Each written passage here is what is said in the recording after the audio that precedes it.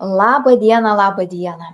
Šiandien vėl sugrįžtu ir ateinu pakalbinti vieną nuostabią mano viešnią. Labai gražiai užsivadinusi, tiesiog aš kaip pirmą kartą pamačiau, tai net pajaučiau, kad kažkas susijęs su manim. Miško fėja. Tai labas, miško fėja. Malonu, sveiki visi. Tai kas mane klausote, turbūt žinote, kad mano kanalas vadinasi Kosmoso žvaigždės, kas pirmą kartą sekite, tikrai laukia daug įdomių žmonių, jau nemažai pakalbinau, tikrai labai įdomios asmenybės atėjo ir pasidalino savo istorijomis, savo žiniomis, kurias praėjo, kurias sukaupė ir netgi buvo palikę dovanų. Taigi žinau, mūsų miško fėja gale kažkokią staigmeną irgi paruošus. Bet aišku, kito mes pasikalbėsim.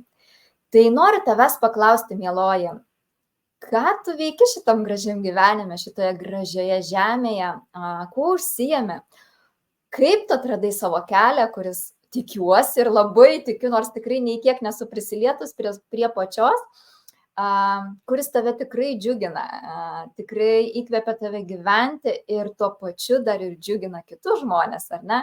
Žinau, kad neši kažką daug daugiau negu tik tai savo ir savo labai artimai aplinkai. Tai papasakok apie save.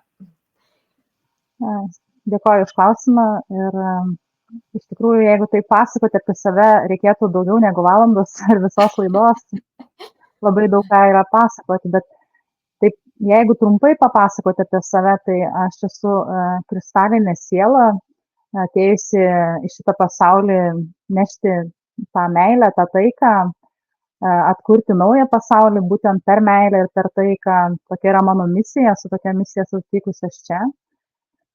Ir aš dar to nežinojau dar savo misijos, bet aš visada jaučiau tą tokį, kad aš nesuprantu, kodėl pasaulis nenori mylėti, kodėl žmonės nenori vienas kitą mylėti, aš labai nesuprasdavau, man būdavo labai sunku, nes aš norėdavau mylėti žmonės, o aš matydavau, kad jie renkasi tą skausmo kelią ir aš labai nesuprasdavau, kodėl. Šiai dienai aš suprantu, kodėl aš tada taip jaučiausi. Ir man yra daug lengviau eiti tuo keliu, nes kai tu žinai, kai tu supranti, tu gali tada, kaip aš sakau, tas žinojimas yra tarsi išlaisvina, tarsi tau nebe taip baisu yra, nes tu žinai, kas vyksta, tu supranti, kas vyksta.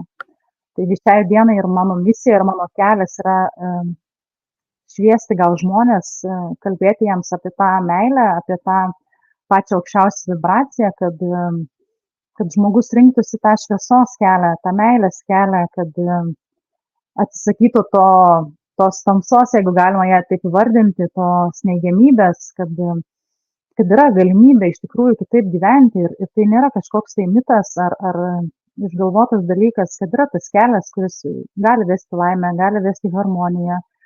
Ir būtent aš ir padedu gal žmonėms, sakyčiau, rasti tą kelią jų gyvenime.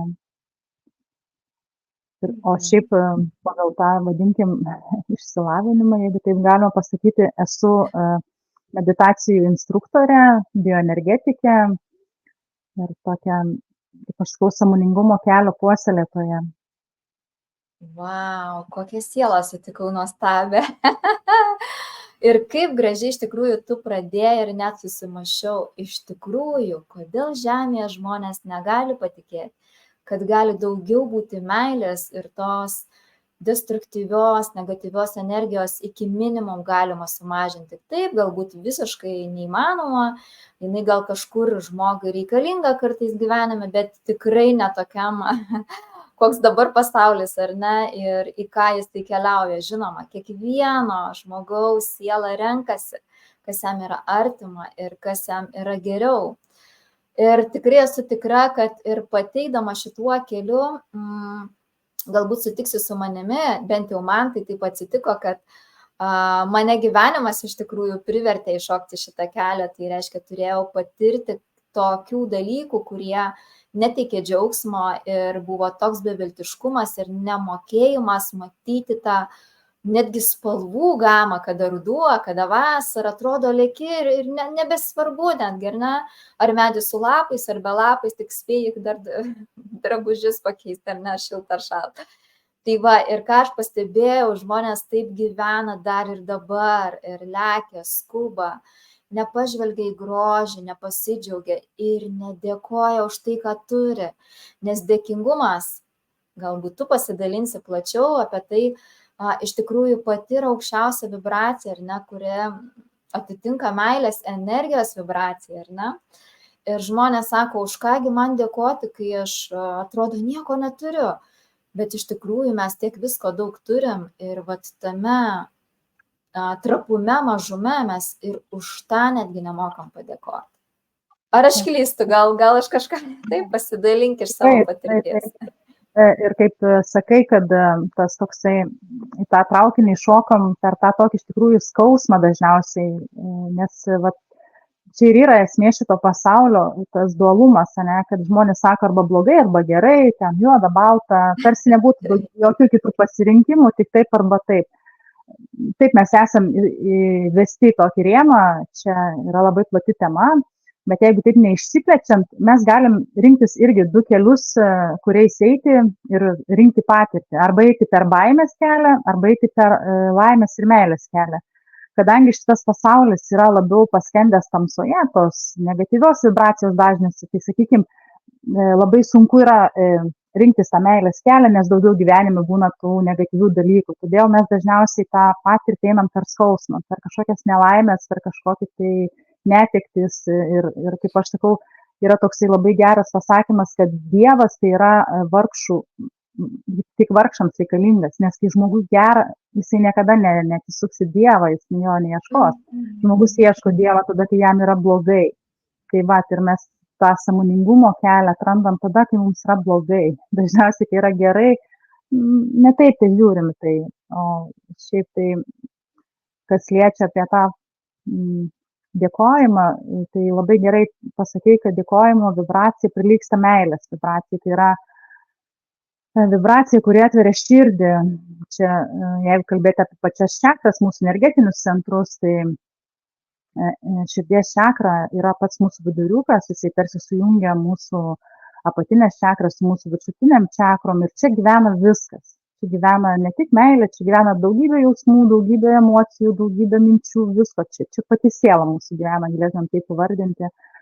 Ir jeigu žmogus negali, sakykime, išreikšti tos besąlygiškos meilės, tada jam reikėtų eiti per tą padėkos vibraciją, kad atverta širdį, tiesiog kad atverta savo krūtinę, kad tu galėtum mokintis duoti, ne tik priimti, nes dabar dažniausiai žmonės labai moka priimti, nesakykime, bet duoti ne visi nenorim dalintis, nenorim ten, kad ir informaciją ten dalintis, ar ten dar kažkokiam žiniom, visi norim tai gauti.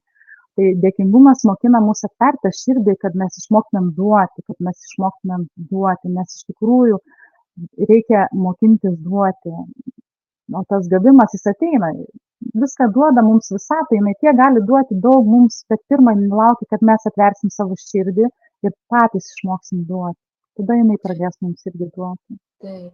Ir klausyk, ar čia nėra dabar tas laikotarpis, kai būtent ir, ar ne, visoje planetoje, visoje visatoje vyksta, ar ne, kad atsivirinėja žmonių žemėje gyvenančių to širdis, nes jos pasirodo visą laiką buvo uždaros, ar ne, tai žmonės buvo šalti, abejingi, turintys tą jausmą tik išgyventi ir nekovoti dėl savęs, dėl kažkokio kiekvieno, ar ne, daugiau ar mažiau, ar ne, čia kaip apgauti ir taip toliau. Ir kiek aš pati dabar kaip ir, na, irgi šiuo gražiu keliu suprantu, kad viskas labai kinta ir keičiasi. Ir tai, kas buvo prieš metus, visiškai buvo kas kita ir dabar.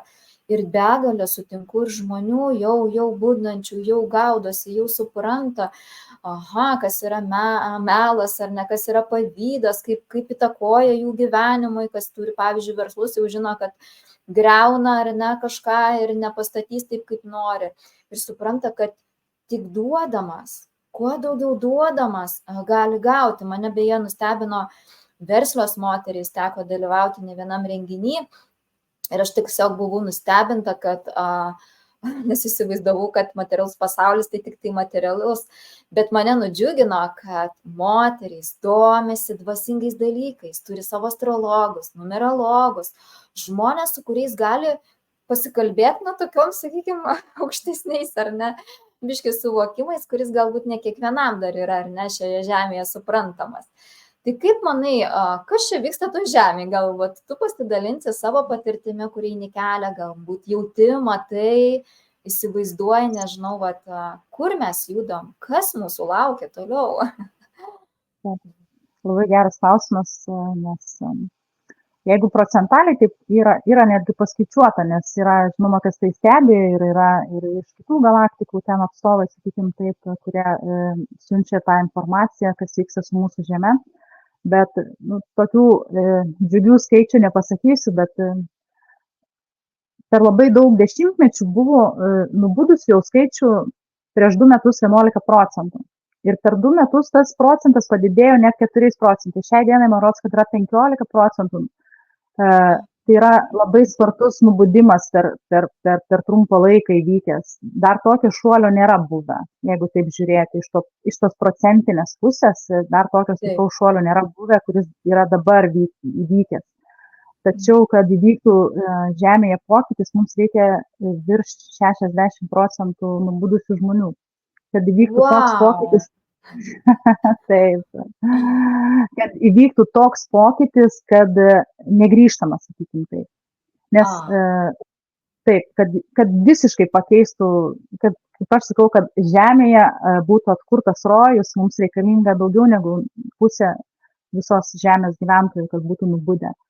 Todėl visa tai, kas dabar vyksta, tai yra tiesiog esamos sistemos griūtis, bet ir vėl viskas yra žmonių rankose. Aš labai irgi čia dariau tokį video trumpą, kad čia yra kaip liga, jeigu įsivaizduotum, kad žmogus, taip yra sakoma, ne, jeigu žmogus susirgo ir ten prastai išsigydė ir po to jisai vėl atkrito, tai jam būna dar blogiau. Tai čia lygiai dabar irgi kas vyksta, tai galim sakyti lygos gydymas, nes pasaulio sistema tiek sugedo iš savęs, tiek nebeliko vertybių, nebeliko, kad viskas yra naikinama, greunama, tai, kas iš tikrųjų yra šventa, pjaunami miškai, ta prasme daroma begalinė žala gamtai, kad žmonės, tie pinigai, tas godumas ir tikrai procentaliai labai daug nusikaltimų ir visko, apie ką net nenorim kalbėti. Ir ta sistema turi sugriūti, nes taip nebegali tęstis, kadangi kitu atveju būtų sunaikintas visiškai pasaulis, kuriame mes gyvenam. Ir todėl dabar viskas priklauso nuo pačių žmonių. Jeigu žmonės nepradės keisti požiūrio, nepradės patys keisti, kitaip matyti, tai kokia bus nauja sistema? Jinai bus gal net dar baisesnė negu dabar, kur yra greunama, nes kaip liga, kurios bus neišgydė iki galo. Jinai gali ateiti dar stipresnė ir dar blogiau gali būti. Todėl labai labai reikia tos žmonės šviesti ir kviesti jos, kad jie, nieks nesako, kad tu ten turi nubusti visų 100% ir ten savo gyvenimą pakeisti kardinaliai. Tai nėra labai paprasta, šitas kelias nėra toks lengvas, kaip gali daugumai pasirodyti iš tikrųjų. Bet pakeisti tą požiūrį, tą patį suvokimą, kas yra gamta, kad gamta yra mūsų namai, nes dažnu atveju, kad eini kokią diskusiją su žmonėm ir kai tu paklausi, tai kur tu gyveni, ir jisai sako, bute arba name, o kur tas tavo namas stovi, jisai stovi gamtoj, jisai niekur, juk ne kosmose te stovi, jisai stovi gamtoj, čia kažkada buvo medžiai, kažkada čia lakstė žvėreliai, tiesiog atėjo žmogus, viską iškirto, sunaikino ir pastatė namą. Bet tai mes gyvenam gamtoj, kad ir kokiam tu ten mieste begyventum, tai yra gamta. Tiesiog jinai yra sunaikinta pačių žmonių. Ir trūksta to paties suvokimo, kas tai yra, kas mes esam. Ar dažnu atveju galvojam, kad esam tik tais fizinis kūnas, kurį matom, ir nebandom suprasti, kas iš tiesų esam. Yra tiek daug klausimų, kurių žmonės savo neužduoda. Ir reikėtų bent nuo to pradėti, bent pradėti užduoti klausimus. Tai pamiršom, kaip ten sako, ar ne, mūsų sielos pamiršo tai, ką mes kažkada darėm, ar ne, ir užsiėmėm. Ir labai faina, kad palietei labai gerai gamtą. Iš tikrųjų, aš pati labai myliu gamtą. Kai buvau jauna, aš iš tikrųjų nuoširdžiai pasakysiu, man reikėjo sostinės, nes esu atvažiavusi iš kito miestelio, man reikėjo triukšmo, man reikėjo chaoso. O dabar iš tikrųjų gyvenu visai miesto pakrašty, beveik 60% aplink mane miškai. Ir jeigu aš galvoju, neturėčiau miško, aš nežinau, ką man reiktų daryti, tiesiog reiktų bėgti kažkokią sodybą, ar ne, sakykim taip. Tai va ir supratau, kad kai man kažkas atsitinka arba energetiškai išsenku, nes vis tiek bendravimas vyksta, gyvenimas vyksta ar ne, ir aš ateinu į mišką ir apsikabinu medį. Nesvarbu netgi kokį, arba atsisėdu ant žemės ir kokia ten teka energija. Tai teka, bet vieną dieną man teko pamatyti, pajausti, kaip kvėpuoja žemė. Man kažkada prieš daug metų vienas žmogus pasako, sako, tu įsivaizduoji, žemė yra tai kaip tavo kūnas, jis juda, kvėpuoja. Aš taip klausau ir galvoju, kaip suprasti, kaip taip gali būti. Ir staiga įvyksta man vieną dieną toks stiprus matymas. Ir aš tada galvoju, vau, kaip reikia mylėti dar labiau tą žemę. Aišku, aš jau senai nebelaužau šakų, nebeskinu alyvų, kur darydavau tą krūmų kažkokių, man atrodo, medelio šakelė yra taip šventa. Kaip kartais kažkam sakau, kad čia tas pats, kad paimtų žmogų ir nukirstų, žinai, ranką, ar ne? Tai labai labai trapu ir labai geru, tai yra tokia siela. Bet gal tu gali pasidalinti plačiau, gal žinai kažkokių paslapčių mums čia, nežinau, ar savo patyrimo, iš tikrųjų, ką iš tikrųjų gamta duoda, ko mums neperdavė galbūt seneliai ir proseneliai, nes jie tikrai buvo sveikatingesni psichologiškai pabrėžti, ar ne, gal netokie turtingi ir neturintys tiek visko daug, kiek mes šiandien turim, bet jie, ta dvasinė gal turtybė ar ne, vidumi buvo kitokie. Vat ką jie ten, kaip galbūt gamtoj kažką, nežinau, darė kažką ar ne, tiesiog priėmė, nes dabar galbūt yra per didelis atstumimas, priešinimasis ar ne, naikinimui netgi konkrečiai, ar ne, jeigu kažkas tik pagituoja žmonės, taip, reikia naikinti, nu kągi čia toks, niekogi čia tokio, bet iš tikrųjų vieną medelį užauginti, nu tai yra laikas, tai yra metai, tūkstančiai metų. Ir skirtumas kaip metų medis ar ne, ir ten 200 metų, aš jau nekalbu tūkstančių. Tai pasidalink, labai miško fėja išsivadinus, aš manau, kad čia gal mums kažką atskleisiu. Tai pirmiausia, pati didžiausia problema su miškais, jie iškerta miškus, jie kerta lapuočius ir ataugina eglės, nes eglės greičiausiai auga ir jeigu pastebėsite visur, kur yra kirtavietės, tenais yra eglės, atsodintos jau eglės, jos greitai auga, bet yra pagrindinė problema, pirmiausiai spygliai jie nevalo oro, kaip daro lapuočiai. Ir antras dalykas, eglės spygliai rūgština žemę ir ten niekas nebeauga. Tai vadinasi, jeigu tu tokioje žemėje norėsi atauginti medelius, tu turėsi tą dirvožemį nukasti ir uždėti naują, kad tau ataugtų tie medeliai. Dar, žinoma, priklauso nuo to, kiek ten jau yra tų kartų eglių pasodinta, gal dar neišrūgštėjęs labai dirvožemis ir dar jisai turi vilties, bet aš manau, kad tai yra tyčia daroma, kad, nes tie, kurie valdo šitą planetą, sakykime taip, aš juos vadinu kontrolieriais, jie žino, kas yra medžiai, jie žino, kas yra šaknis ir kokia ten glūdi informacija. Tai taip pat kaip moterų plaukai, sakykime, jeigu taip pat galėčiau sulyginti, taip labai tai yra tarsi ryšys su pačiu kosmosu ir su Žeme. Ir kodėl tai yra labai svarbu, nes moteris, jinai yra, kaip vardinkime mane, žemė, moteris yra tarsi. Ir mes esam moteris, mes esam gimdytojos ir mes esam, ypatingai svarbu, mums yra tas ryšys, kurį mes gaunam per pačius plaukus iš paties kosmoso ir pačios Žemės.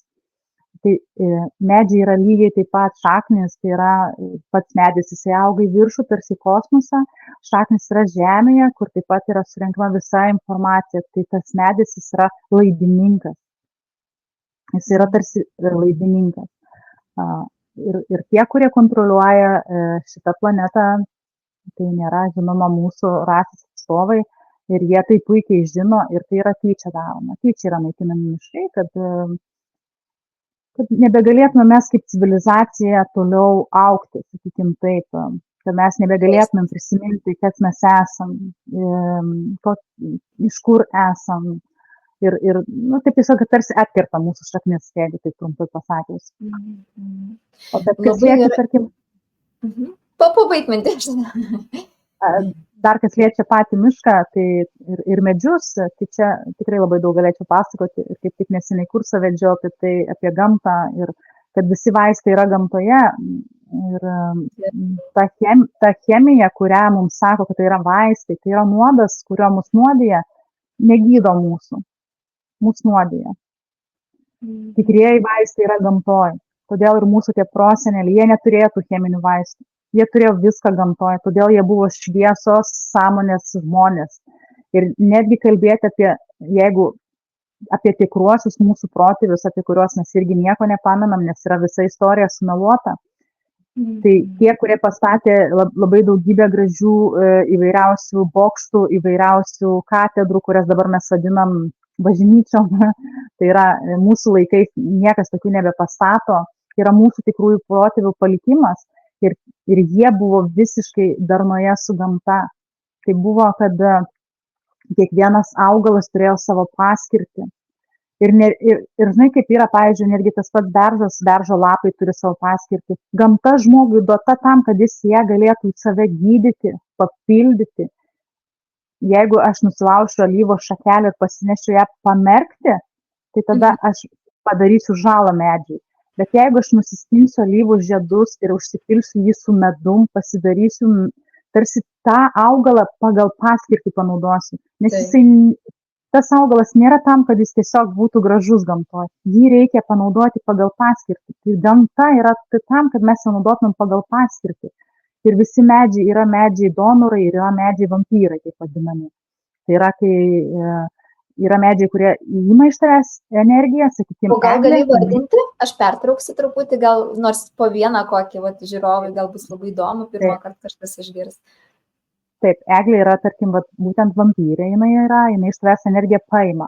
Tai jeigu, tarkim, sakykime, tu esi liūdnas, esi nusiminęs, tau yra bloga nuotaika, ar ten tau ir tu nori paleisti tai tu neapsikabini eglę. Jinai iš tavęs paims tą negatyvą. Bet jeigu tau trūksta energijos, jeigu tau trūksta jėgų, jeigu tau trūksta motyvacijos, tai tu susirask ąžuolą, susirask beržą, susirask kažkokį, dar gali pagal savo zodiaką, jeigu ten, tarkim, žinai tą medį, jisai, kuris tave maitina, gali susirasti tokį medį, apsikabinti jį. Tik tais dar su beržu yra toks dalykas, kad beržas ne visiems atiduoda savo energiją. Beržas atiduoda energiją tik tais tiems, kurie iš tikrųjų myli beržus. Tai tarkim, aš netgi tokį galiu pavyzdį pasakyti, man jie labai gražus medžiai, man labai kaip moteris, jų plaukai, tos šakos, man tiesiog moteris, aš sakau, aš ten matau moterį, aš tiesiog tikrai labai labai juos myliu, man jie labai gražus. Ir toks pavyzdys, netgi su vyru ėjom ir sakau, skaudžia, kokie beržiukai gražus, du stovi šalia jiems kito, sakau, davai tu eik prie vieno, aš prie kito eisiu. Ir reikia ten laikyti šiaip atstumo, iš pradžių pajausti tą pačią energiją medžių, ten rankas atstačius, tu jauti tą vibraciją, tą dilgčiojimą, gal šilumą jauti ir eini iš lėto prie to medžių, tarsi tu pratinėsi, jam rodai savo energiją, priimi jo energiją ir tada tu gali jį apsikabinti, jau tarsi jau aš tave priimu, priimk ir tu mane. Ir vyrai paskui sakau, ar tu jautėjai, jis sakė, ne, aš nieko nejaučiu. Šiaip prie kito medžio jis nuėjęs jaučia. Tai buvo man akivaizdus įrodymas, kaip beržas ne kiekvienam atiduoda savo energiją, jisai jaučia, ar tu iš tikrųjų tą medį gerbi, ar tu jį myli, ar jis tau yra svarbus. Tai yra vienas iš tokių labai nuostabių medžių, kuris tikrai yra toks įdomus. O kaip su pušimi? Aš gyvenu prie pušyno, įdomu, ką tu gali pasidalinti apie tai, apie pušis, kokie jos funkciją atlieka. Pušis yra valantis medis, jis yra kaip ir, nes yra medžiai, kurie yra ir gali ir išvalyti, ir tau duoti gali, sakykime, miksuoti jie yra. Tai pušis jinai yra aplamai tokia valanti. Jinai gali iš tavęs ir paimti, tarsi tave išvalyti, ir tau duoti taip pat gali. Jo, nes kodėl klausiu, aš kai einu pasivaikščioti, iš tikrųjų, grįžtu gerą valandą, kartais daugiau, ar ne? Aš grįžtu ir galvoju, kažkas taip palengvėjo, kaip čia tai. Ir aš po kažkurio laiko kažkur perskaičiau, nes tada aš dar nesuvokiau, nesupratau, bet tik pajausdavau taip, kad kažkas tai vyksta. Ir po to supratau, kad pušis labai yra ta nuostabi, ar ne, mano medis, ar ne, kuris gali man padėti. Ir aš kiekvieną dieną, jeigu, kaip sakau, kažkur nenukreipiu kitur dėmesio energijos, tai stengiuosi eiti ir pabendrauti, pasikalbėti netgi mintimis, pajausti va tą energetiką, ar ne, kas jaučia turbūt energijas, tai širdies susijungimo atžvilgiu, ar ne, galima susijungti su medžiu. Taip. Tikrai taip. Nu, ačiū, labai faina. O klausyk, dabar man atėjo mintis, o ką reiškia obelis, gal žinai? Taip, kaip iš tikrųjų kiekvienas žmogus pagal savo zodiaką, dabar tikrai mintinai nepamenu, bet tai yra kažkurio zodiako ženklo medis. Tai kiekvienas turi savo medį, netgi pagal zodiaką, sakykime, ir obelis, ten ir vyšnė, ir trešinė yra, ir, nu, sakykime, žmogaus medis pagal zodiako ženklą. Ir tada tam žmogui jisai gali irgi išvalyti, jį duoti energijos, su tokiu medžiu gali taip pakalbėti, pabendrauti, jisai tarsi tavo palydovas yra, kaip tarkim yra, kad kristalai yra pagal zodiaką, taip pat yra ir medžiai pagal zodiaką, ir ten žvaigždės ir taip toliau, ir tai yra, obelis taip pat yra pagal zodiaką. Šiaip jeigu tavo tai nėra medis, tu ten iš jo gali ir nieko negauti. Tiesiog tai bus obelis. Supratau. Bet kiekvienas medis, jisai šaknis yra žemėje, tai vis tiek yra energetika, tai vis tiek yra tas, bet reikia žiūrėti dar toks trumpas, jeigu prie tų medžių dar reikia žiūrėti, žinoma, kad medis būtų sveikas ir kaip suprasti dabar, kad tai yra stiprus medis, kuris tau gali padėti, tai reikia žiūrėti, kad aplink medį nebūtų dar medžių kitos rūšies medžių, nes dažniausiai jeigu aš anksčiau kažkaip irgi nelabai kreipdavau dėmesį, bet kai pati pradėjau daugiau domėtis, pastebėjau, kad jeigu yra stiprus medis, jisai stovi ir aplink jį nėra nei vieno medžio. Tai tai yra stiprus medis. Arba gali šalia stovėti tokia pati rūšis medžių. Tada jie jau tarsi, jau ten šakninė yra susipynę, tai jie dar stipresni tarsi yra. Energetiškai, reiškia. Nu, faina, labai ačiū, kad dalinies, man pačiai labai irgi įdomu, bet grįžkim gal dabar prie moteriškumo ar moters, nes gamta tai yra moteris. Ir pati, kadangi irgi einu šito gyvenimo keliu, ar ne, daug visko patiriu ir klausausi iš įvairiausių mokytojų ir ką jie tvirtina, nežinau, ar tu patvirtinsi, ar tiesiog taip yra, kad iš tikrųjų moteris dabar nori sugrįžti į savo tikrą moterišką prigimtį, nes jinai kažkur, kaip sako, pasiklydusi, ne ten važiuoja, ne su tuo traukiniu, žodžiu, ir todėl jos gyvenime tiek chaoso, bėgimo, lėkimo, grįvimo ir dar visas ten maišas ant kupros ar ne nešasi su savim. Tai ar iš tikrųjų mes moterys pametėm savo prigimtį, tikrąją prigimtį, ar ne, kur nereikia nei kursų mokytis, nereikia, bet tiesiog jau širdimi ir daryti. Ar ne, nelankyti seminarų, nes seminarų, kiek žinau, irgi visko labai daug yra, visi moko mokytojai pagal savo kažkokią energiją prigimtį, bet iš tikrųjų turbūt kiekviena moteris jaučia giliai širdyje, tik tai kadangi visur informacijos rautai dideli, jinai pasiklysta ir tada galvoja, kad čia gal aš klaidingai galvoju, tai gal kažką apie moteriškumą galėtum pasidalinti. Taip, žinoma, iš tikrųjų labai tokia, jeigu žiūrėt nuo pat prado, kaip mes dabar suvokiam moteriškumą ir vyriškumą, tai pas mus yra labai klaidinga. Nes yra toksai netgi paprastas pratimas, sako, iškvėpk orą ir įkvėpk orą ir pajaus, kur yra moteris, o kur yra vyras. Ar iškvėpime, ar įkvėpime. Tarkim, kaip tau atrodo.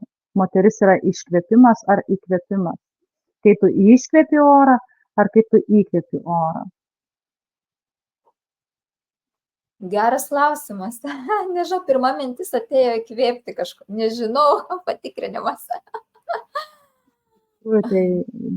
Taip ir yra. Mes dabar, kaip žiūrėkit, gyveno taip mūsų, sakykime, gal mamos, močiutės, kad moteris tai buvo ta, kuri visada turi duoti, ne?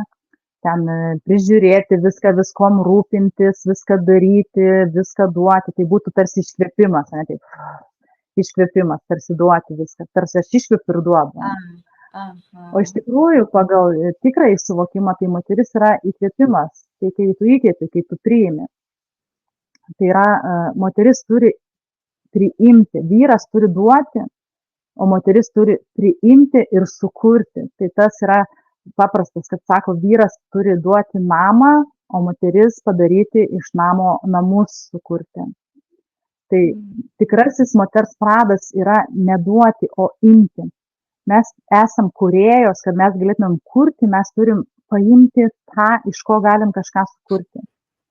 O vyras yra tas, kuris duoda tą materialą, iš ko tu kursi tai.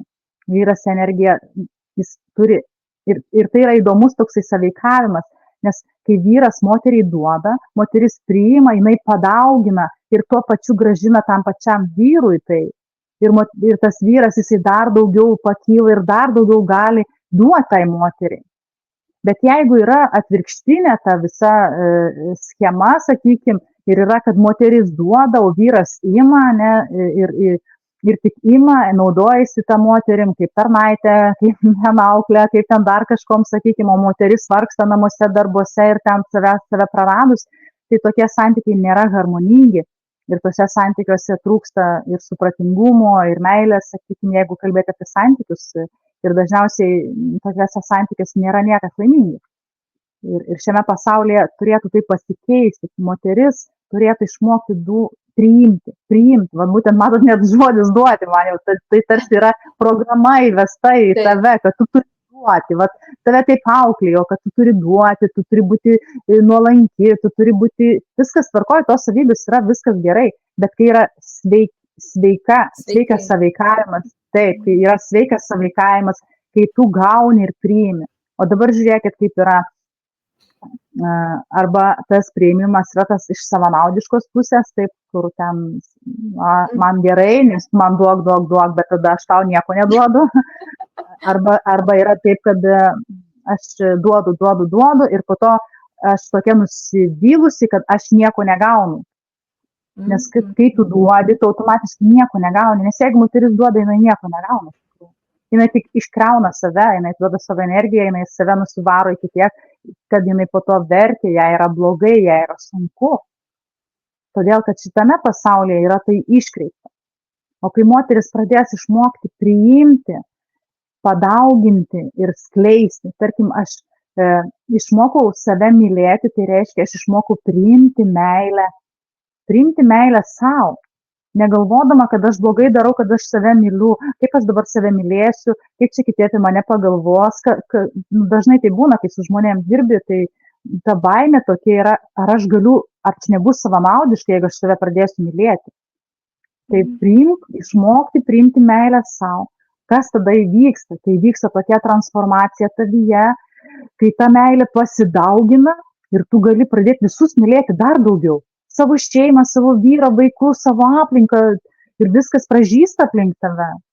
Mane čiurpas nuėjo per kūną. Vai, kaip gražiai kalbi, iš tikrųjų gera net klausytis ir iš tikrųjų tikrai tau pritariu. Ir kai tu manęs paklausai to klausimo, pirma mintis atėjo tokia, o iškart tada, bet gal ne, toks iškart, tai reiškia ir pas mane suveikė dar ta programa sena. Iš kurios irgi, kaip čia sako, išeidinėjau, nes tikrai radau atsakymus, kad tikrai taip negali būti, ar ne, ir kaip visada, žinai, kai sako išeidinėjai, visada ateina dar kažkur patikrinti, ar tu tikrai esi tame, ar tu tikrai galėsi toj situacijai atstovėti kaip moteris. Tai ir tada duoda mums tam tikrus, ar ne, išbandymus, tokias kaip ir patirtis, ar ne, kad mylėti save ir gerbti. Taip, iš tikrųjų, ką pati supratau ir ką stebiu aplink, tai tos moterys, kurios pradeda mylėti save, jų gyvenimai kardinaliai pradeda keistis. Taip, tai reikia ir iš komforto zonos išeiti, taip, tai reikia ir paleisti senus žmonės, netgi ir gal vyrą vieną dieną, ar ne, galbūt bendradarbis ir darbą tiesiog visą tą išstumia, išvėja iš kitur ieškoti kažko, kitaip. Tai ir kas svarbiausia, kad tikėti reikia viskuo, kas geriausia. Nežinau kaip tu, bet mano, kai gyvenime pradėjo vykti pokyčiai, aš tokia buvau rami ir tikėjau, kad, jeigu Dievas uždaro vienas duris, ar ne, reikia, iš darbo išeiti, ten išgrūda jau tave per prievartą. Tai reiškia, kažką Dievas yra paruošęs geresnę. Tai ir tas posakis labai man tai pasitvirtino, aš sakau 1000%, kad kai uždaro vienas duris, ateina visada kažkas kita. Tai va, kas mūsų klausys, ar ne, tai iš viso širdies linkiu pažiūrėti tai ne per minusą, o per pliusą.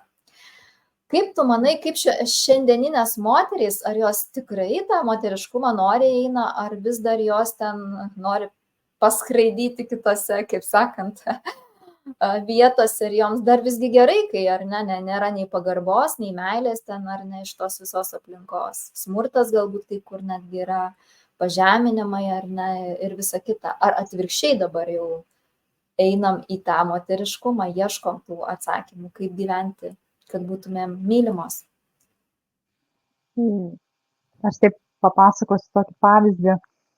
Rugsėjo 1 dieną, šiaip mano sūnus yra 15 metų, jis 9 klasę pradėjo lankyti, bet, aš žinoma, su savo draugais ėjo, bet aš ėjau irgi su savo vyru, ten broliu, vis tiek taip pasižiūrėti, kaip aš sakau, į tą šventę. Ir aš neslėpsiu, aš buvau labai nusivylusi, kokias mačiau mergaitės ateinančias į rugsėjo 1. Aš tik tais klausiau, kur yra tėvai ir kaip tos pačios mamos atrodo, nes kai ten sijonai vos dengia viską, tai tikrai labai vulgariai apsirengusios ir aš galvoju, o Dieve, aš nesuprantu, ar tėvų nėra, ar jie nežiūri, ar jiems nerūpi. Tai dabartinis jaunimas link ko eina, tai yra, ten nėra moteriškumo. Jeigu taip žiūrėti tą mūsų ateitį, jeigu niekas nesikeis, tai žinokit, nebebus to moteriškumo, tikrai. Bet jeigu kalbėti apie dabartinės moteris, tai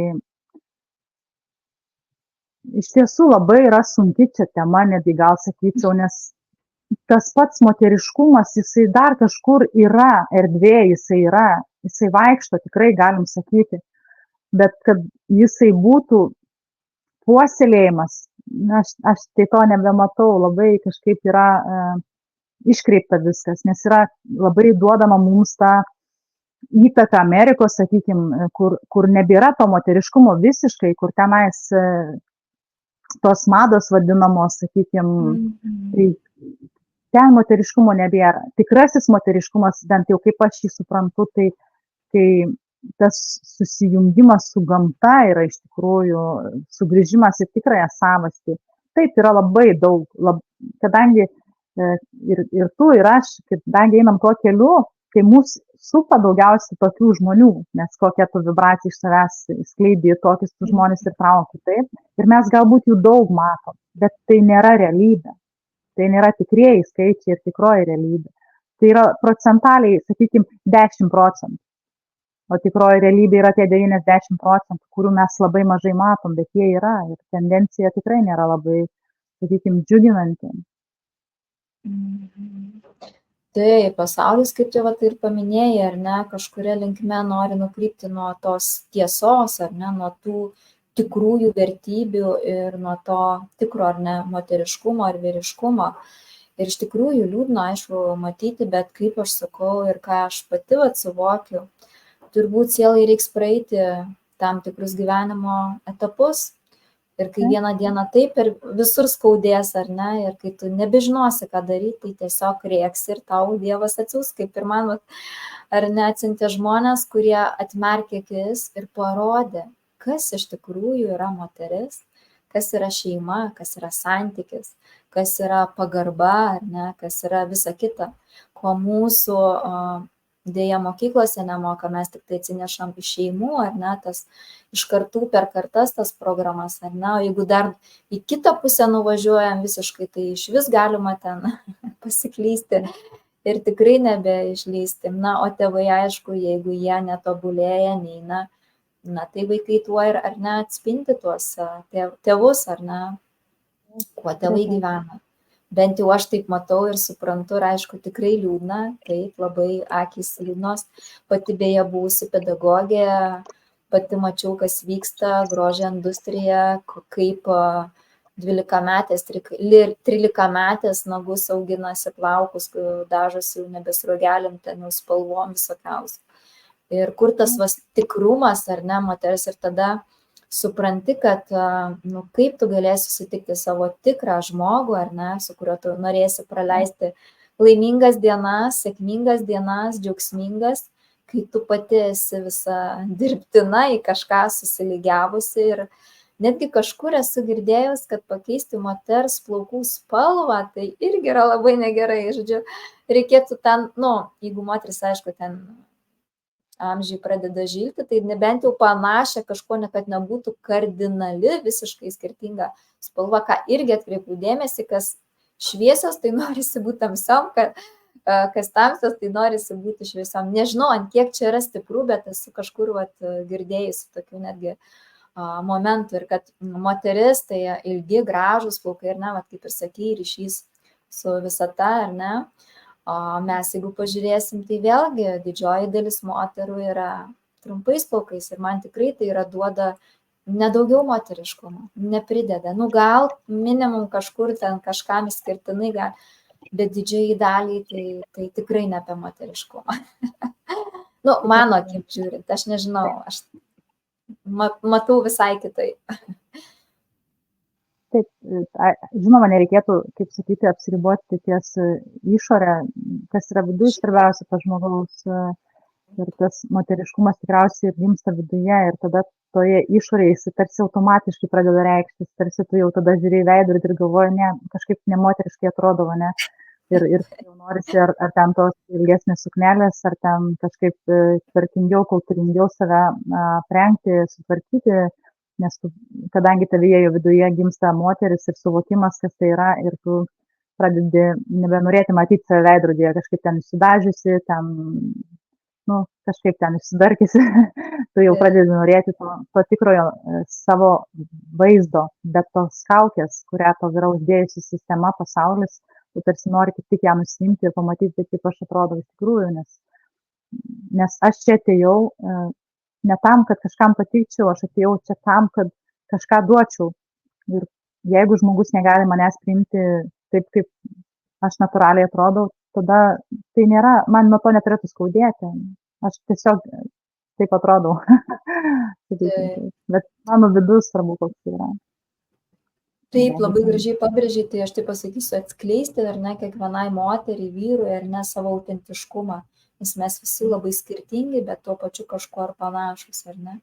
Ir va tas išskirtinumas kiekvieno labai yra gražus ir labai gilus, ar ne? Ir kai tu su žmogum dar pabendrauji, ar ne, tu pamatai, kad wow, kokie lobiai ten gyvena, kokie išmintis, ar ne, žinios. Tai man be galo, aš tiesiog kalbuosi ir toks vaizdas, kad tiesiog 100 metų gali šitą žmogų pažinti. Tokia graži energija teka ir taip nuoširdžiai ir atvirai daliniesi iš tikrųjų. Tai gal dar grįžkim prie tavo veiklų, kaip tu gali pasitarnauti šitame pasaulyje žmogui, ką tu, pavyzdžiui, klausytojas susidomės ir sakys, tai ką aš galiu pas tą miško fėją nuveikti.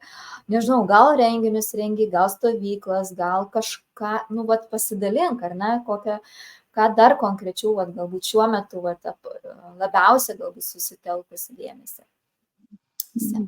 Gerai.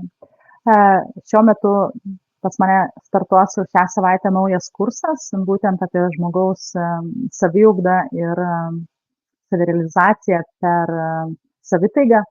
Tai kaip tai veikia patį žmogų ir kas tai yra. Tai bus labai stiprus kursas, kuris susideda iš 3 dalių. Tai yra kūnas, protas ir siela. Tai kad aš save, nes kaip dažnai būna, žmonės labai domisi, kas vyksta išorėje, kas vyksta pasaulyje, kas vyksta aplink juos, pas kaimynus, bet mažai domisi apie save, kas aš esu, koks yra mano kūnas, kas jam yra gerai, kas jam gal yra mažiau gerai, ką jam galima duoti, ko gal negalima duoti, kodėl pas mane yra dažna sloga, kodėl pas mane kyla rūgštis, sakykime taip, ne, kodėl man ten skauda kojos, todėl, kad tu nepažįsti savo kūno ir tu jam duodi to, ko jam nereikia.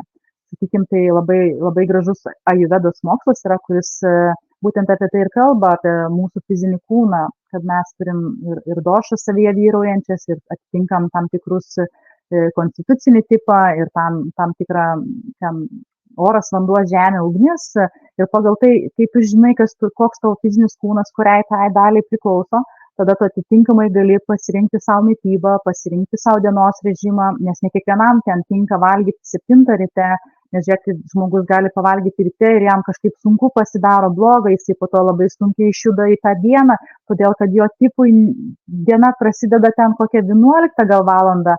Ir kai mes tokių dalykų nežinom apie save, mes labai daug netenkam energijos, nes netinkamai savo kūną maitinam, netinkamą dienos režimą jam suteikiam.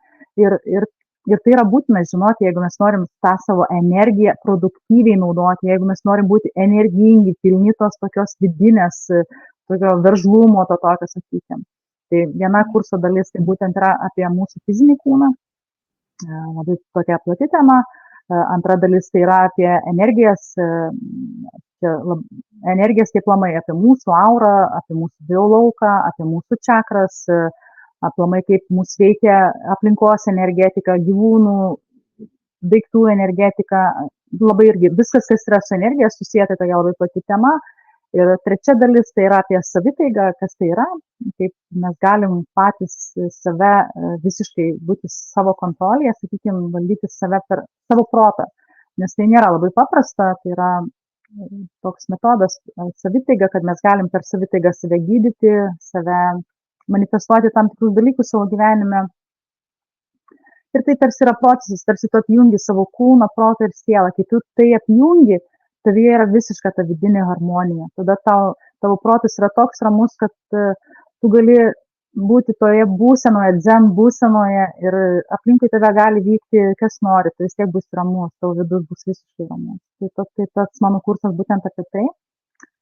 Ir dar vienas projektas, tai šiemet čia bus jau paskutinis, nes metai eina jau pabaigą, galim sakyti, stovykla. Tai šio mėnesio pabaigoje laukia stovykla, kurią nusprendžiau daryti už auką, nes, kaip aš sakau, jaučiu tą tokį vidinį pasipriešinimą, nes suprantu, koks mano žemėje tikslas ir kad iš tos šviesos pelnytis tai nėra labai tikslinga. Norisi, kad tie žmonės turėtų galimybę atvykti, pabūti, gauti tos sąmoningumo, supratimą, pamatyti, pajausti, pačiupinėti, kas tai yra.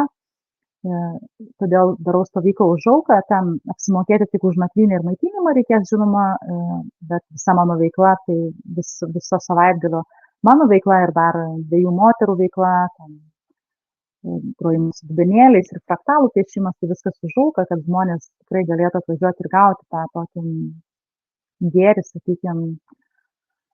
O mano veikla, ką aš darau, tai yra, aš neįspaudžiu savęs į rėmą, negaliu savęs apriboti, kad aš ten vedu tik meditacijas, ar tik kvėpavimus, ar tik ten biolaukas, ar ten energetika. Ne, kai mane žmogus kreipiasi, mano tikslas yra padėti jam. Tai aš gal negaliu pagydyti žmogaus fiziškai, kai jam yra lūžusi koja, sakykim taip, ne? Bet jeigu žmogus savo gyvenime yra labai pasimetęs, jeigu jisai jaučia, kad kažkur pas jį yra energetikoje negerai, kad jisai negali atrasti savo gyvenimo pamato, susikurti savo gyvenimo tokio, kokį jisai nori, jeigu pas jį neteina tai, ko nori, jeigu ten su santykiais yra problemos, su santykiais kalbu ne tik su antra pusė, bet tai gali būti santykiai su tėvais, broliais, seserim. Ir tas neradimas savęs šioje žemėje, pasimetimas, blaškymasis, tai kai žmogus kreipiasi, tada ieškai jam pagalbos. Ar čia bus susiję kažkas, pertrauksiu, ar čia bus susiję kažkas su konsteliacijom gal, nes kas liečia šeimą, ar ne, tai yra metodika, kiek žinau, ar čia ne apie tai pas pačią? Ne. Aš sakyčiau, kad pas mane yra tokia ir psichologinė, dvasinė pagalba žmogui, kai tu pirmą turi jį pažinti, pabendrauji su žmogumi ir tu tarsi pajauti, ne, kad pas žmogų yra kažkur tai kažkas užsiblokavę, gal čakrose, gal energijos neprateka, gal pas jį yra aura sudraskyta, ten reikia jį tvarkyti, o kartais žmogui tiesiog reikia ten pravesti keletą seansų gydomųjų. Aš darau angelų seansus, su aukštesniuoju aš susijungiu, kas liečia meditacijas, tai jų aš taip pat neapsiriboju ir man nereikia jų kurti, aš tiesiog pagal vedimą darau ir susijungiu su pačiu kūrėju ir tai tarsi aš patampu šviesos laidininkas. Per mane veikia pats kūrėjas ir tai žmonės jaučia iš tikrųjų. Ir Wow. pajaučia, kad čia ten, tarkim, ir gyvai netgi sako, pajaučiu, tarsi kažkas galvą mano pradėjo liesti, sako, net norėjau atsimerkti, pasižiūrėti, ir niekas nestovi šalia. O darai ar gyvai čia daugiau, ar ir online galima, kaip vyksta tos sesijos? Darau online o gyvai, jeigu darau jau tai susitikimai, kurie vyksta, sakykime, kurios rengiu, tada būna gyvi susitikimai, aš šiaip su žmonėm dirbu online. Ir kursai online vyksta, ir pagrindė, nes taip žmonėms yra patogiau. Aš pati, tarkim, gyvenu pajūryje ir kai daugiausia tų renginių vyksta kur ten Vilniuje, Kaune ir suprantu, kad labai sudėtinga yra tau ten dažnai važiuoti ir tarkim, labai patogu tas yra dabar internetu, o kai ir tarkim, svarbiausia, kad žmogus gali pajausti. Tai yra pats svarbiausias dalykas, kad tikrai žmogus gali, žinoma, gyvai tai yra visiškai taip, ten gyvai vaikšto tokios energijos ir ten, bet ir online labai puikiai viskas pasijaučia. Nu, fantastinė siela, aš sakau, aš nežinau, ką aš sutinku ir pas mane ateina tokie nuostabus pašnekovai, jeigu pati irgi klausėjai, dar ne pasiklausyk. Tai kas dar neseka manęs YouTube, tikrai sekė, tikrai lauks dar daugiau, kuo toliau tuo įdomesnių žmonių. Iš tikrųjų atėjusi daryti čia žemę ir nešti šviesą, meilę, gėrį, šilumą, ar ne? Ir artėjant link pabaigos, noriu tavęs paklausti, kągi mes paliksime žiūrovams, o gal tiesiog čia eteryje kažką galėsim dovanų palikti, ar ne, kažkokią, tai nežinau, kas ateis tau galbūt tekmėje ir pasidalinsi. Kadangi dabar toksai tas pasaulis yra, kad žmonės labai skuba ir mažai to laiko randa savo, sakykime, bet labai reikia to atsipalaidavimo, to tokio 10-15 minučių atsipalaidavimo, tai aš gal duosiu tokių keletą patarimų ir po to tokią trumpą meditaciją pravesiu. Tai labai yra toksai nuostabus būdas prisėsti ir pastebėti savo kvėpavimą, tarkim, užsimerki ir jauti savo įkvėpimą, tokį trumpą sulaikymą, iškvėpimą ir taip keletą minučių tiesiog tavo net protas nurimsta, tavo kūnas atsipalaiduoja, žinoma, kiekvienas pagal savo galimybės. Nes kas yra pati meditacija? Meditacija tai yra būsena be minčių. Tai mes turim išmokti įvesti save į tą būseną. Bet žinokit, tai yra labai sudėtinga ir aš žinau tikrai, kai žmonės pradeda tai daryti, jiems sako, bet ten minčių tiek daug. Tai reikia save išmokinti, sutelkti dėmesį ties kažkuom. Tai labai nuostabus būdas būti čia ir dabar, šioje akimirkoje, tai yra stebėti savo kvėpavimą. Nes, kaip aš sakau, dar nesutikau ne vieną žmogų, kuris mokėtų kvėpuoti praeityje arba ateityje. Mes kvėpuojam čia ir dabar, būtent šią akimirką. Tai labai nuostabus tarsi ugdymas save būti čia ir dabar ir stebėti savo kvėpavimą. Ir žinot, kaip yra, nebus taip, kad tu užsimerksi ir stebėsi kvėpavimą ir nepabėgs tavo dėmesys. Visada jisai pabėgs, svarbu jį sugrąžinti, treniruoti. Tu tarsi treniruoji savo protą. Aha, pabėgi, grįžk čia, stebim kvėpavimą. Per nosį galiu įkvėpti, galiu per burną iškvėpti, kaip man patogu. Svarbu, man turi būti patogu. Tai nėra jokio priverstinumo, kad ten giliai kvėpuoti ar ten kažkaip įkvėpti pro nosį, pro burną iškvėpti. Ne. Tiesiog, kad man būtų patogu, bet esmė yra stebėti kvėpavimą. Tada tu taip ištreniruoji per laiką savo protą, ten gali pradėti nuo 2 minučių, 3, 4, 5, po to tu jau ten gali pratęsti iki 10 minučių.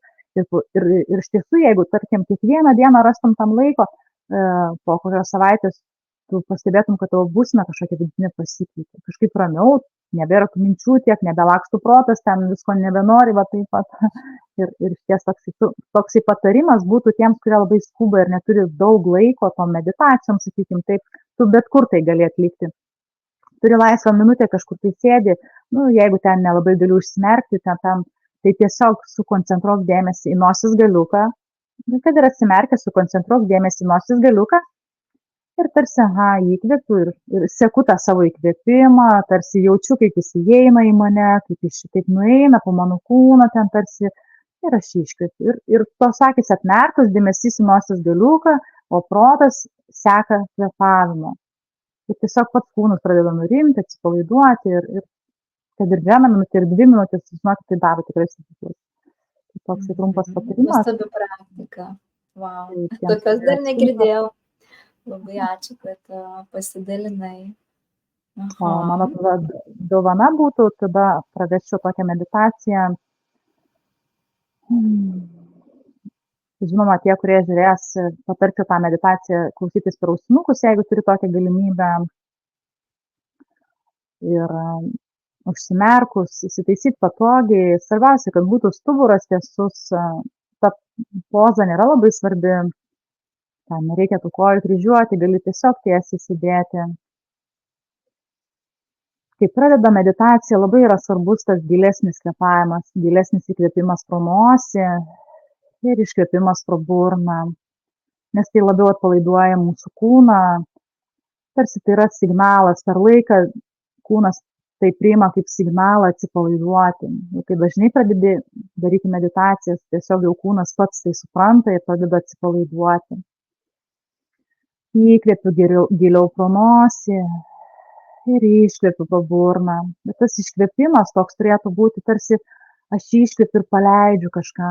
Galiu net įsivardinti, ką norėčiau paleisti. Gal tai kažkokios emocijos yra, gal tai mintis, gal tai situacija. Ir tarsi įsivardinu, kad įkvėpiu šviesą. Jeigu galiu matyti, kaip įkvėpiu šviesą, tai tiesiog vizualizuoju tą šviesą, kaip aš ją įkvėpiu, kaip ji pereina per mane. Ir aš iškvėpiu tiesiog tai, kas man yra nebereikalinga, ką aš noriu paleisti. Ir taip pat labai puikiai vizualizuoju arba įsivardinu savo mintise. Įkvėpiu šviesą ir paleidžiu tai, kas man yra nebereikalinga. Galiu įsivardinti tiesiog. Ir taip padarom 3-4 gilesnius įkvėpimus ir iškvėpimus. Ir tiesiog pajaučiam, kad mūsų kūnas atsipalaiduoja, nurimsta protas, nurimsta užmerktos akys. Jeigu yra pilna galva minčių, galim vizualizuoti, kaip tos mintys pabyra iš galvos, kaip kokie juodi dūmai ar kažkokia tai kitokia forma. Galim vizualizuoti, kaip per ausis išeina, jeigu yra kokio pykčio susikaupusio.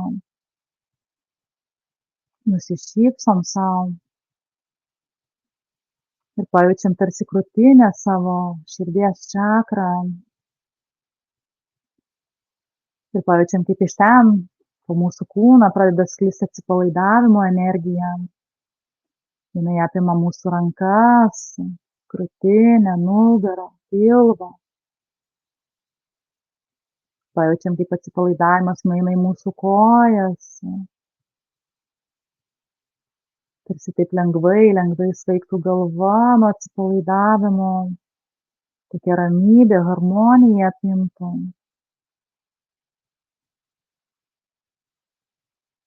Ir aš leidžiu savo suvokti, kad esu čia ir dabar. Esu laimingas. Gyvenu taikoje su savim, su pasauliu. Leidžiu savo būti čia ir dabar. Leidžiu savo atsipalaiduoti ir pasinerti tą atsipalaidavimo būseną. Niekur nereikia skubėti. Jeigu pasaulis skuba, aš sustosiu ir leisiu savo pasimėgauti šią akimirką.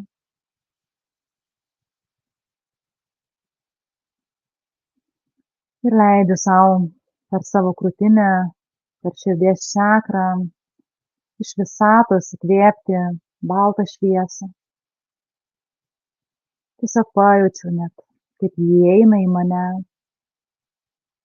ir pajaučiu, kaip jinai mane pripildo. Jeigu galiu vizualizuoti, tai matau, kaip ta šviesa kyla į mano galvą, į rankas, į pilvą, į kojas. Jeigu vizualizuoti negaliu, tai tiesiog įsivardinu, kad įkvepiu kosminę šviesą, baltą šviesą pro savo širdies čakrą į save ir paskleidžiu ją po visą savo kūną. Kad leidžiu tai energijai būti manyje, gydyti mane.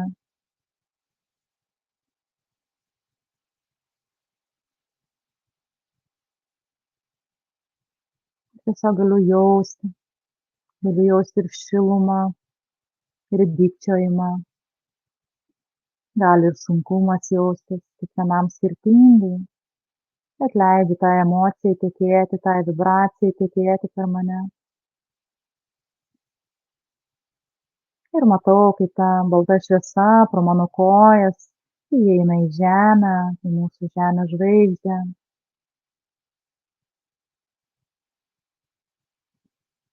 Ir dabar lygiai taip pat galiu pamatyti, kaip iš žemės pro mano kojas įeina žemės energija. Galiu ją vizualizuoti auksinę arba tokią, kokią norisi pagal pajautimą. Tarsi auksinė gija, tarsi auksas įeitų pro mano kojas ir kiltų manyje aukštyn iki sėdmenų, pilvo, rankų, krūtinės, galvos. Ir čia vėl leidžiu sau pajausti tą energiją, tą vibraciją.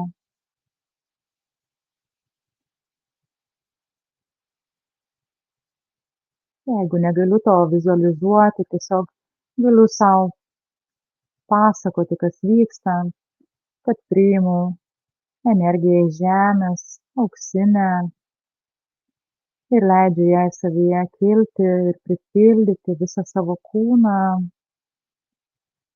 Leidžiu jai būti manyje, mane pagydyti, pripildyti.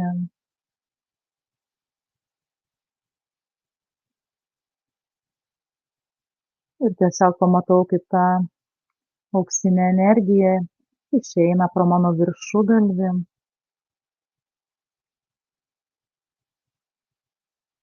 Ir galiu jausti, kaip esu tarsi susijungusi su kosmosu, su žeme.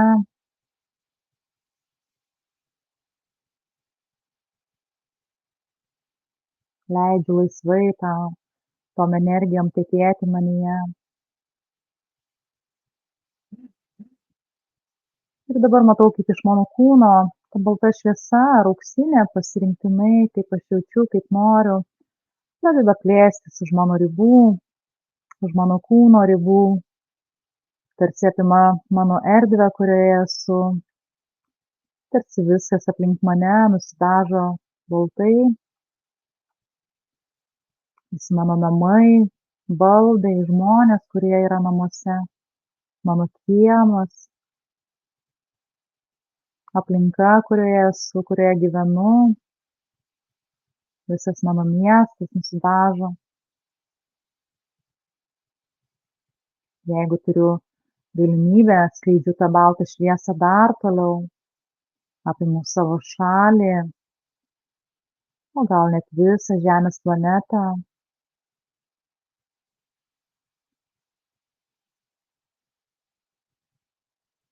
Tiek, kiek leidžia mano sąmonė, tiek praplečiu tą baltą šviesą. Ir galiu net pasakyti tokius žodžius, tegul ši balta šviesa išvalo energetinį lauką aplink mane, mano namuose, mano mieste, šalyje ar šiame pasaulyje, kuriame gyvenu. Tegul išvalo vandenis, žemę, orą, miškus, kad mūsų žemei būtų lengviau kvėpuoti. Ir leidžiu sau kažkiek praplėsti tą šviesą, pajausti tą išsiplėtimą ir pabūti tame keletą minučių.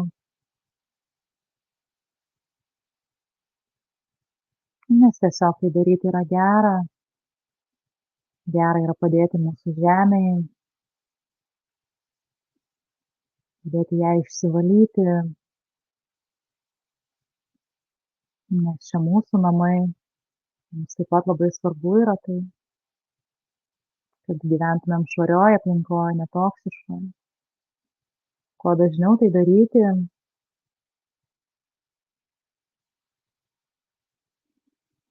Ir dabar tiesiog palieku tą baltą šviesą, baltą energiją visur, paskleidžiu ją ir palieku. Tegul jinai atlieka savo darbą, tegul angelai, tegul kūrėjas tom pasirūpina, kad įvyktų žemės valymas visais lygiais. Ir tiesiog dėkoju žemei, dėkoju sau, dėkoju kūrėjui, dėkoju visatai, dėkoju angelams.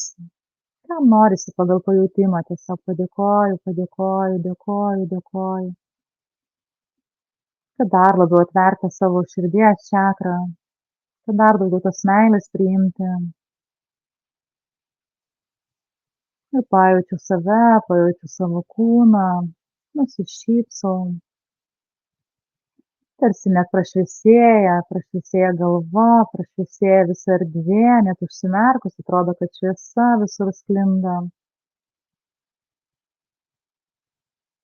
Leidžiu savo sugrįžti į save, pajausti savo kūną. Padėkoju mintise, dar kartelį sau padėkoju. Tarsi apkabinu vidinėmis rankomis save, nusišypsau, pasakau sau, kad myliu tave ir dėkoju tau.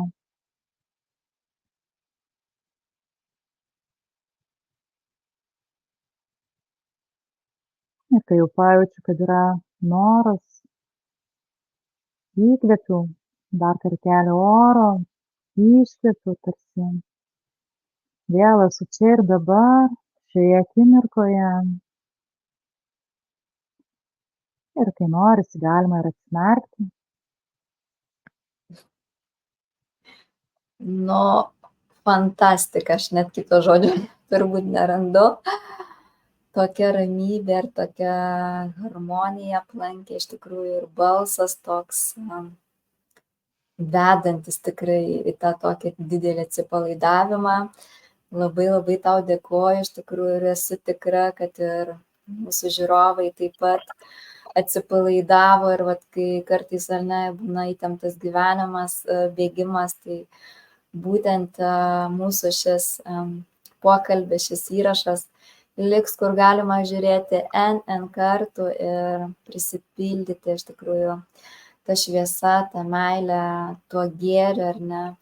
Ir iš tikrųjų gyventi, stengtis bent jau po truputį, mažai žingsneliais pozityviau. Tai užbaigiant, kogi palinkėsi mūsų žiūrovams, ar ne, vat iš širdies, kas ateis, pasidalink.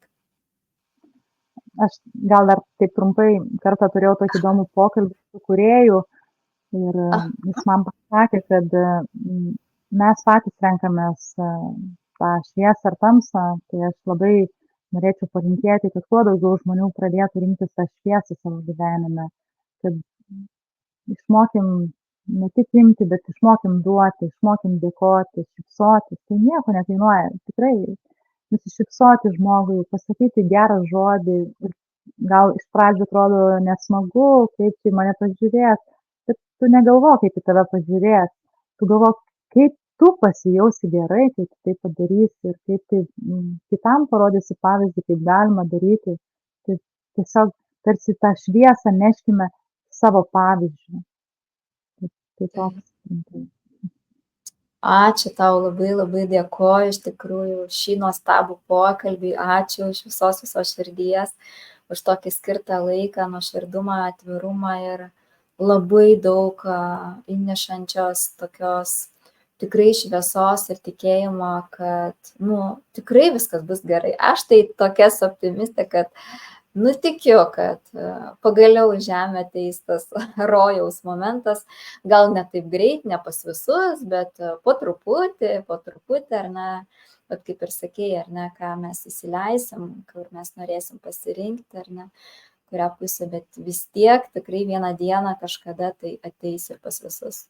Taigi, miela žiūrovė, jeigu tau patiko šis nuostabus pokalbis, ši nuostabi meditacija, padėk laiką, parašyk komentarą, gal ten kažkokios mintys atėjo ir nori pasidalinti su mumis, o žinoma, apie miško fėją aš paliksiu daug informacijos, tikrai galėsiu susisiekti, galėsiu pabendrauti ir daugiau visko patirti.